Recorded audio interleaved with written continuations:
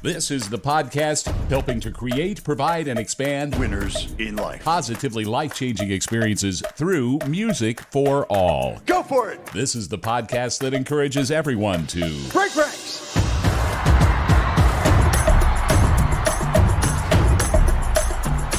From the Alamo Dome announcer's booth, welcome to Break Ranks. I'm Dan Potter, a Bands of America stadium announcer and media personality.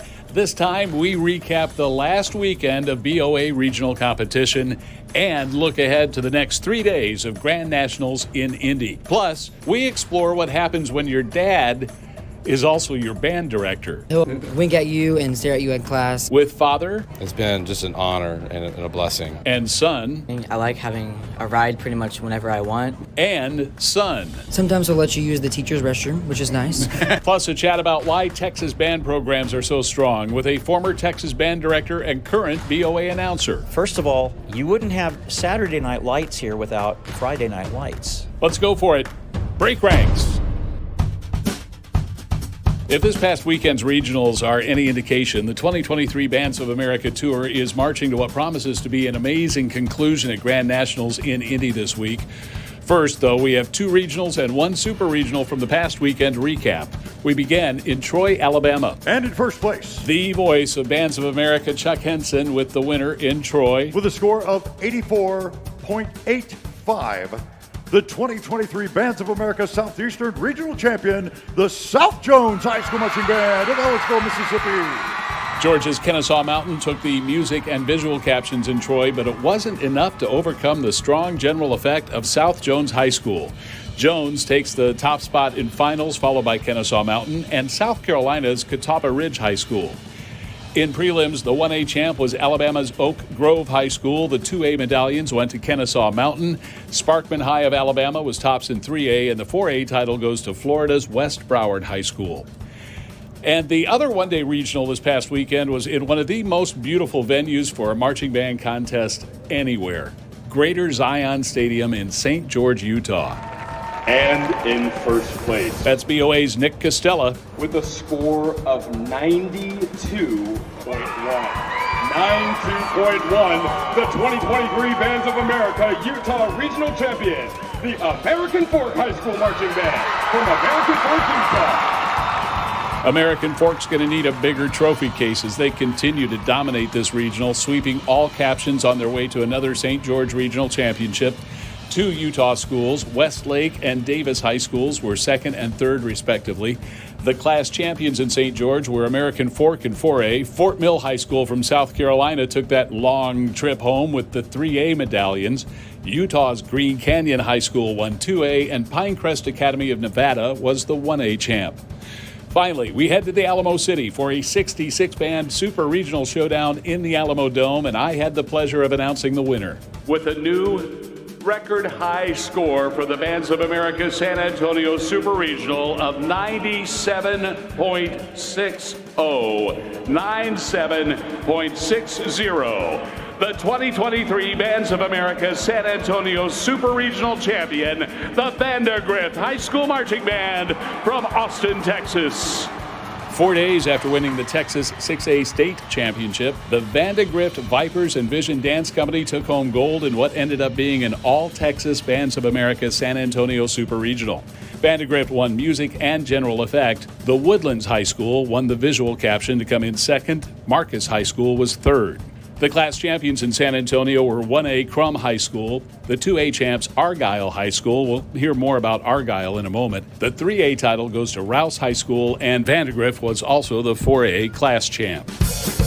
By the time this podcast is published, I will have been watching marching band in Texas for almost 10 straight days. That's because for several days on either side of announcing the 2 days of the BOA San Antonio Super Regional, my buddy John Pollard and I have also served as the announcers for the Texas State Marching Band Championships, which also took place in the Alamo Dome. Statewide, Texas marching bands are remarkably strong. 5 BOA Grand National Championships have been won by bands from the Lone Star State, and the state's largest metro areas can each boast several Grand National finalist bands. In fact, some Texas band fans have taken to calling the San Antonio Super Regional the other Grand Nationals. Of course, there's only one Grand Nats, but point taken.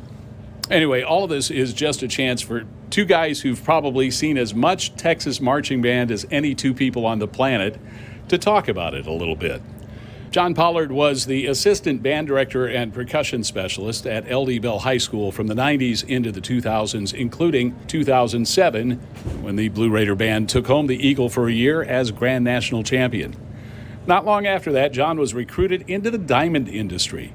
But yeah, diamonds. Trust me, it's a story too long to tell here. But John is now Senior Director of Education for the International Gemological Institute, or IGI.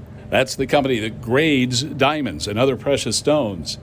He's also a member of the Music for All Board of Directors. You wouldn't have Saturday night lights here without Friday night lights. You're under the community spotlight, and that includes superintendents and principals, and it makes for bigger bands. And when you have bigger bands, you have obviously a greater variety of things you can do with them.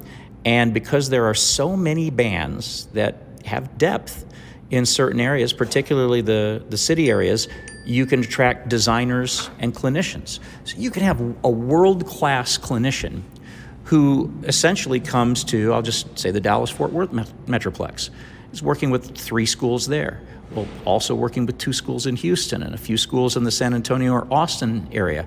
So this world-class specialist may be in Texas during the marching season for several weeks. And so there's just so much exposure to greatness that I think it's very difficult for a school to be lagging behind too much for too long because, again, they're in the spotlight so much. But I do want to point to something else that's extremely important, and that is the focus on concert season in Texas. This focus on concert band has always dominated the Texas band director, choir director, orchestra director mindset.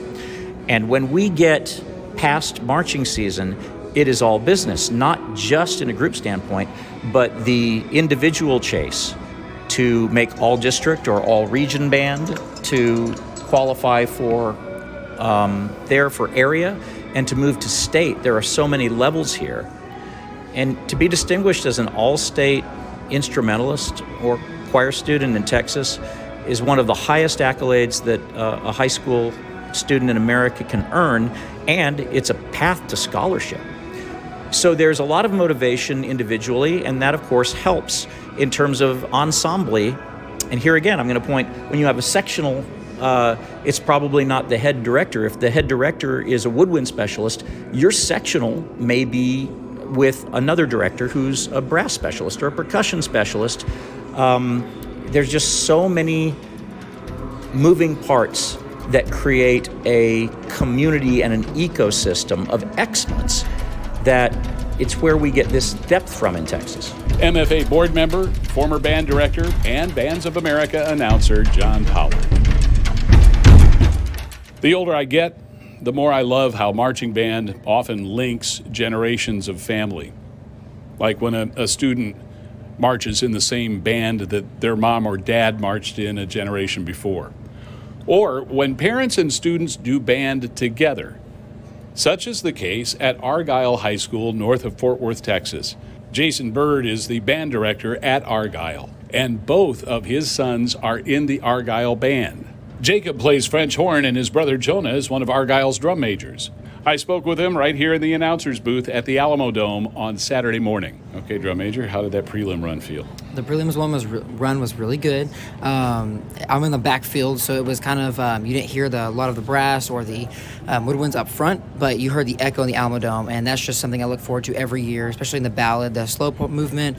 That's something that I look forward to, the echo inside the Alamo Dome. And I tell all the freshmen and all of the sophomores and all the younger people that come in, I'm like, you need to make it ring in there. You need to make it ring because it's worth it when you hear it ring. So it was definitely really good. It's a beautiful, lush sound, especially during ballads. And as the backfield drum major, you got the winds facing you for some of the ballad, don't you? I do, yes. Yeah. All right, Jacob, how did it feel on the field? It felt really amazing to hear the ring in the Alamo Dome. The look on everybody's faces and like everyone's just excitedness voice in their voice is just amazing on the field. Like after that last note, everyone was crying and just overall happy. Jason Bird, we've known each other probably 25 years. You were one of the assistant band directors under Bill Watson at Richland High School. I got to tell you, I'm a little bit jealous. My kids never got into the marching arts, never got into band. They were in theater, which is wonderful, and they got a lot of the same lessons from theater you do in music education. But I'm jealous, my friend. What's it like having your kids in band with you? Well, early in my career, it was hard because, we worked very long hours, so you didn't really get a chance to see your, sons all the time. Now it's worth every penny, and every minute. Driving them back and forth to rehearsal, spending time with them in the car, seeing them on the field, seeing them in class, being in front of not just them but their friends. It's been just an honor and a blessing. I could not ask for anything better, to be honest with you.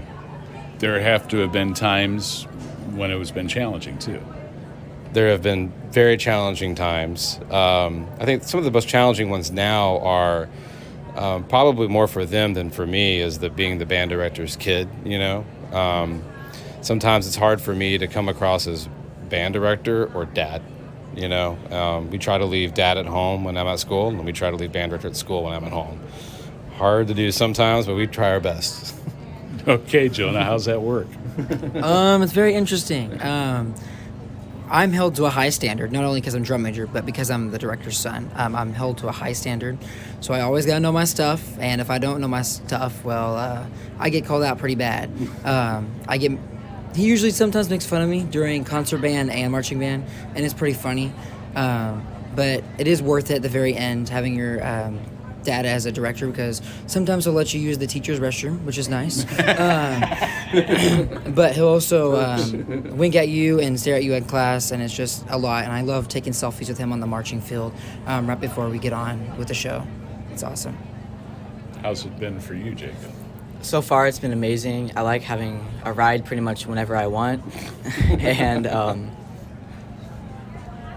sometimes he'll just start picking on me. Like, if I don't know my stuff or I mess up a part, he'll call me out during rehearsal. And How does he call you out? He'll be like, one of the horns is sticking out really loud. I think I know who it is. And then if I do it the next time, he'll wink, wink. Wink, wink. And, yeah. And practice it when you get home.